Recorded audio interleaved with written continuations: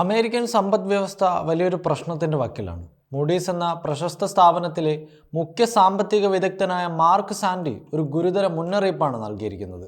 2008 ഏറ്റവും വലിയ സാമ്പത്തിക പ്രതിസന്ധി മുൻകൂട്ടി കണ്ടെത്തി ഇദ്ദേഹം പറയുന്നു, അമേരിക്ക ഇപ്പോൾ ഒരു സാമ്പത്തിക മാന്ദ്യത്തിൻ്റെ അതായത് റിസഷൻ്റെ അരികിലാണ്. ട്രംപിൻ്റെ ചില തീരുമാനങ്ങൾ, പ്രത്യേകിച്ച് വിദേശ സാധനങ്ങൾക്ക് ഉയർന്ന നികുതി ചുമത്തിയത് ഈ പ്രശ്നത്തിന് കാരണമായെന്ന് സാൻഡി പറയുന്നു. മാർക്ക് സാൻഡി എക്സിൽ പങ്കുവച്ച ഈ മുന്നറിയിപ്പിൽ അമേരിക്കയുടെ സമ്പദ് വ്യവസ്ഥയുടെ വലിയൊരു ഭാഗം സംഭാവന ചെയ്യുന്ന സംസ്ഥാനങ്ങൾ പ്രതിസന്ധിയിലേക്ക് നീങ്ങുകയാണെന്നാണ് വ്യക്തമാക്കുന്നത്.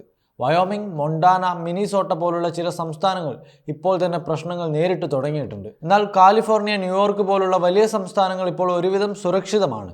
എന്താണ് പ്രശ്നമെന്നല്ലേ? കമ്പനികൾക്ക് വരുമാനം കുറയുന്നു, ആളുകൾക്ക് പണം ചെലവഴിക്കുന്നത് കുറഞ്ഞു, വീട് വാങ്ങാനും വിൽക്കാനും അവിടെയുള്ള ആളുകൾ ബുദ്ധിമുട്ടുകയാണ്. ഈ പ്രതിസന്ധി എല്ലാവരെയും ബാധിക്കുമെന്നാണ് മാർക്ക് സാൻഡിയുടെ മുന്നറിയിപ്പ്. വിലകൾ കൂടും, ജോലി നഷ്ടപ്പെടാനുള്ള സാധ്യത വർദ്ധിക്കുമെന്നും അദ്ദേഹം പറയുന്നു.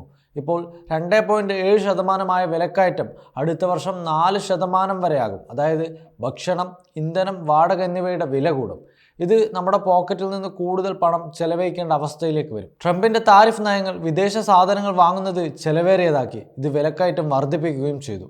ഏറ്റവും വലിയ പ്രശ്നം ജോലികളുടെ കുറവാണ്. 2025 മെയ് ജൂൺ മാസങ്ങളിൽ 2,58,000 ജോലികൾ മാത്രമാണ് പുതുതായി വന്നത്. ഇത് വളരെ കുറവാണ്. കഴിഞ്ഞ വർഷം ഒരു മാസം ശരാശരി 1,77,000 ജോലികൾ വന്നിരുന്നു. ഇപ്പോൾ അത് 85,000 മാത്രമാണ്. ഓഗസ്റ്റിൽ വെറും 22,000 ജോലികൾ മാത്രമാണ് വന്നത്. ചില മാസങ്ങളിൽ ജോലികൾ നഷ്ടപ്പെടുകയും ചെയ്തു. ആശുപത്രികളിലും ഹോട്ടലുകളിലും മാത്രമാണ് കുറച്ച് ജോലികൾ വരുന്നത്. പക്ഷേ നിർമ്മാണം, ഖനനം, സർക്കാർ ജോലികൾ എന്നിവയിൽ ജോലികൾ കുറയുകയാണ്. തൊഴിലില്ലായ്മ 4.3% ഉയർന്നു. ഇത് ഒരു മുന്നറിയിപ്പിൻ്റെ സൂചനയും കൂടെയാണെന്ന് അദ്ദേഹം വ്യക്തമാക്കുന്നു.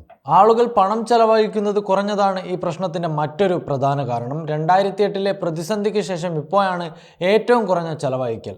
ആളുകൾ ചെലവ് കുറച്ചാൽ കമ്പനികൾക്ക് വരുമാനം കുറയും, അവർ ജോലിക്കാരെ കുറയ്ക്കും. ഇത് സാമ്പത്തിക മാന്ദ്യത്തിലേക്ക് നയിക്കും. ട്രംപിൻ്റെ താരിഫുകൾ കാരണം കടകളിൽ സാധനങ്ങളുടെ വില കൂടി. ഇത് സാധാരണക്കാരെ വലയ്ക്കുകയാണ്. വീട് വാങ്ങുന്നതും വിൽക്കുന്നതും ഇപ്പോൾ ഏറെ ബുദ്ധിമുട്ടുള്ള ഒരു കാര്യമായി മാറിയിരിക്കുന്നു. വിലക്കയറ്റവും ഉയർന്ന വായ്പാ പലിശയും കാരണം ആളുകൾക്ക് വീട് വാങ്ങാൻ പറ്റുന്നില്ല.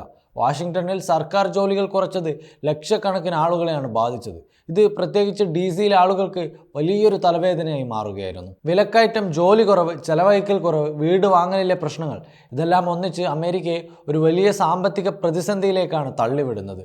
മാർക്ക് സാൻഡി പറയുന്നു, ജോലി നഷ്ടപ്പെടുന്ന ഒരു ചെറിയ റിസഷൻ ഇതിനകം തുടങ്ങിയിട്ടുണ്ട്. വർഷാവസാനത്തോടെ ഇത് കൂടുതൽ വഷളായേക്കാം. ട്രംപിൻ്റെ തീരുമാനങ്ങൾ, പ്രത്യേകിച്ച് താരിഫുകളും ജോലി വെട്ടിക്കുറവുകളും ഇതിനെ കൂടുതൽ ബുദ്ധിമുട്ടാക്കിയെന്നാണ് പലരും വ്യക്തമാക്കുന്നത്.